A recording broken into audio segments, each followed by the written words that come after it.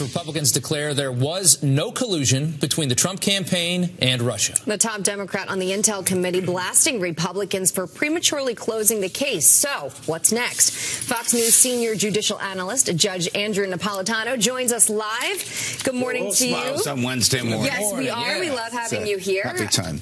So, what do you think about the reaction? I have a sort of mixed view of this. I have been blasting the concept of members of Congress who have top secret security clearances cherry picking from the raw data for a political narrative, and both sides have done that.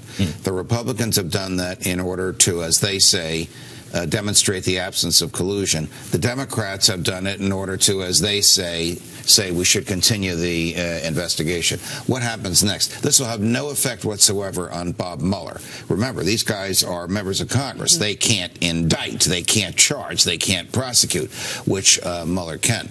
And Mueller is experiencing a treasure trove of evidence from a number of witnesses that he recently flipped. That character, Sam Nunberg, that we all watched the meltdown on television, yes, finished just testifying. Last week. Right, finished testifying before the grand jury.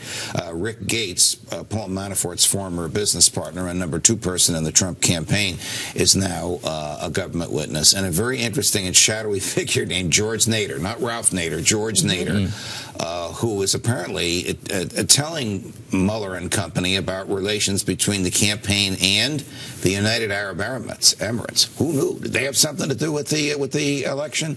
We don't know.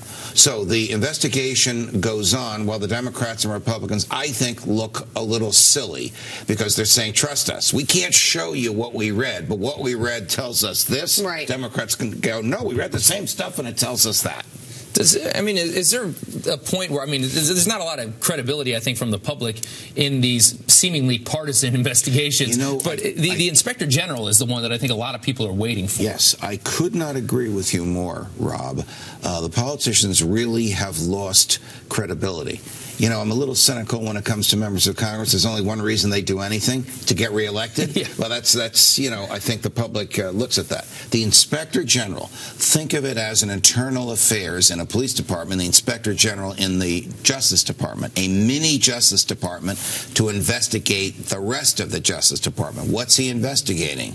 The abuse of FISA, the contact between Bill Clinton and Loretta Lynch, whatever else Jim Comey may have done in order to suppress evidence about Hillary Clinton. But this is not a criminal investigation because he, too, can't indict. This is an investigation about whether or not Department of Justice internal regulations were violated.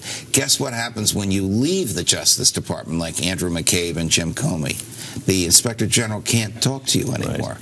So it's a deficient investigation. Hence the calls. I'm not part of this call, but hence the calls for another special counsel to investigate what the DOJ did wrong in the last 2 years of the Obama administration. I think so many people at this point are like, I just want to know the truth and move on. Yes. Realistically, how long do you see something like this taking? I believe that Mueller's grand jury will be sitting well into 2019, meaning more than a year from now.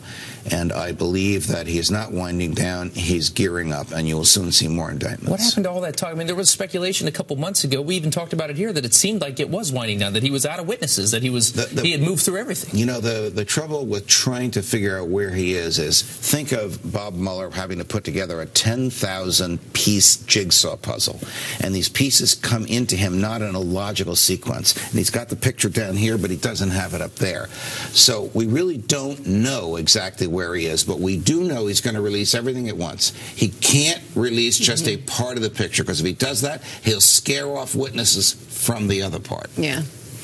All right. Wow. Into 2019, Judge. And one last one real quick. Do you see any new revelations coming from the rest of these investigations? Can you see anything else coming out after the Republicans say that the Democrats will probably try and pull something out of the top secret material to justify their criticism of the Republicans, and I think it's wrong for them to do it. Okay. You need a lot of Happy Wednesday. You too.